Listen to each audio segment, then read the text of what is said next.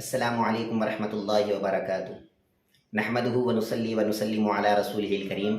اما بعد فاعوذ باللہ من الشیطان الرجیم بسم اللہ الرحمن الرحیم۔ محترم حاضرین کرام، اللہ رب العزت کی حول و قوت سے ہم ایک نئے اسلامی سال میں داخل ہو چکے ہیں اور ماہ محرم الحرام کا آغاز ہو چکا ہے۔ اس ماہ کی بہت ساری فضیلتیں احادیث میں آئی ہے اور خاص طور پر اس ماہ کی جو 10 تاریخ ہے جس کو عشرہ کہتے ہیں، اس ماہ محرم کی 10 تاریخ کی بھی بہت ساری فضیلتیں حدیثوں میں آئی ہے۔ عاشورہ یہ عشر سے مشتق ہے اور عشر کے معنی 10 کے ہیں، یعنی یہ محرم کا 10واں دن ہے جس میں اللہ تبارک و تعالیٰ بہت ساری رحمتیں اور بہت ساری برکتیں نازل فرماتا ہے۔ احادیث میں آتا ہے، روایتوں میں، کہ اسی محرم کی 10 تاریخ کو اللہ تبارک و تعالیٰ نے حضرت آدم علیہ السلام کی توبہ کو قبول فرمایا، اور اسی محرم کی 10 تاریخ کو حضرت نوح علیہ السلام کی کشتی کو اللہ تبارک و تعالیٰ نے کوہ جودی پر رکایا، اور اسی محرم کی 10 تاریخ کو اللہ رب العزت نے حضرت موسیٰ علیہ السلام کو اور ان کی قوم کو فرعون سے نجات دیا، اور فرعون اسی مہینے کی 10 تاریخ کو غرق ہو گیا۔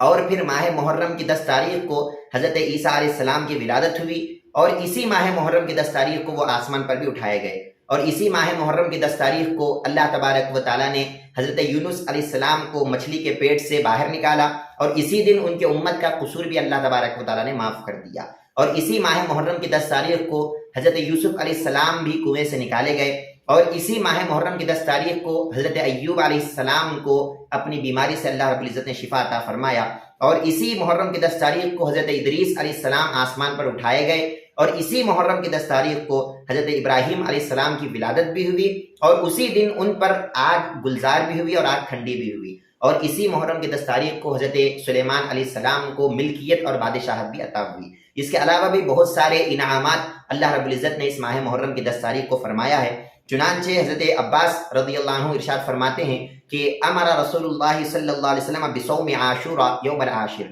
حضرت ابن عباس رضی اللہ عنہ فرماتے ہیں کہ حضور اکرم صلی اللہ علیہ وسلم نے محرم کے 10ویں دن یعنی عاشورہ کا روزہ رکھنے کا سرکار دو عالم صلی اللہ علیہ وسلم نے ہم کو حکم دیا۔ اور پھر پیارے آقا صلی اللہ علیہ وسلم کا ارشاد ہے، یہ مسلم شریف کی حدیث ہے، پیارے آقا فرماتے ہیں فضل الصیام بعد رمضان شہر اللہ المحرم۔ ارشاد فرمایا کہ رمضان کے بعد سب سے افضل روزے اگر کسی مہینے کے ہیں تو وہ محرم الحرام کے روزے ہیں۔ اور پھر حضرت عبداللہ بن عباس رضی اللہ عنہ ارشاد فرماتے ہیں کہ میں نے سرکار دو عالم صلی اللہ علیہ وسلم کو سوائے عاشورہ کے روزے کے علاوہ کسی دوسرے روزوں کو تلاش کرتے ہوئے نہیں دیکھا، کیونکہ پیارے آقا نے اس کی بہت ساری فضیلت بھی بتائی ہے، اور پھر فرمایا کہ اس عاشورہ کے روزے سے 1 سال کے گناہوں کو اللہ تبارک و تعالیٰ معاف کر دیتا ہے۔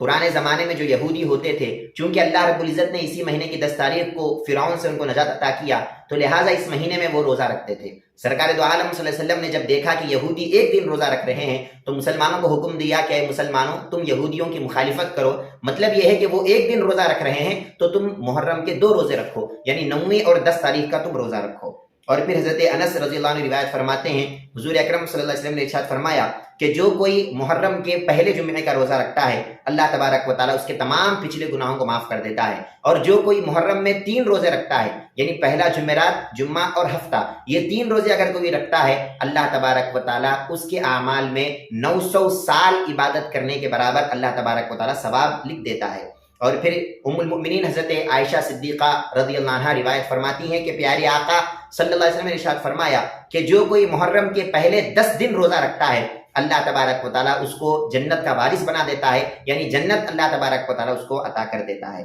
اور پھر حضور اکرم صلی اللہ علیہ وسلم نے ارشاد فرمایا کہ جو کوئی عاشورہ کے دن یعنی 10 محرم کے دن اگر کوئی 4 رکعت نماز پڑھے اور ہر رکعت میں سورہ فاتحہ کے بعد 11 مرتبہ قل هو اللہ احد کا سورہ پڑھتا ہے، اللہ تبارک و تعالیٰ اس کے 50 سال کے گناہوں کو معاف کر دیتا ہے، اور اللہ تبارک و تعالیٰ اس کے لیے نور کے ممبر کو بناتا ہے۔ اور پھر پیارے آقا صلی اللہ علیہ وسلم نے ارشاد فرمایا کہ اس 10 محرم کے دن اگر کوئی اپنے اہل و عیال پر خرچ کرتا ہے، اپنے گھر والوں کو اگر کوئی کھلاتا پلاتا ہے، پیارے آقا نے فرمایا من وسع علی عیالہ واہلہ یوم عاشورہ وسع اللہ علیہ علی سائر سنہ۔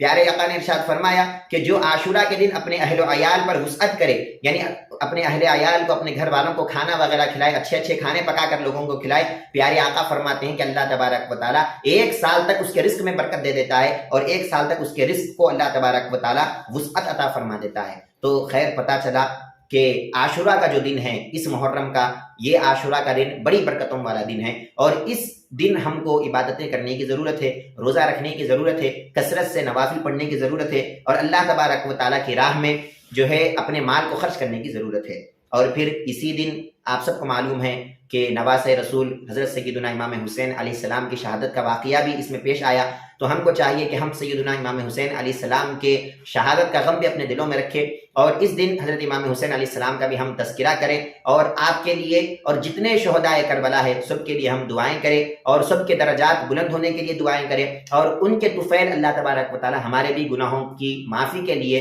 ہم اللہ رب العزت کی بارگاہ میں دعا کر لیں۔ اللہ تبارک و تعالی ہم سب کو اس محرم الحرام کے 10 دنوں کی برکت سے، اور خصوصاً 10ویں دن عاشورہ کی برکت سے اللہ تبارک و تعالی ہم سب کو مالا مال فرمائے۔ وما علینا الا البلاغ۔ السلام علیکم ورحمۃ اللہ وبرکاتہ۔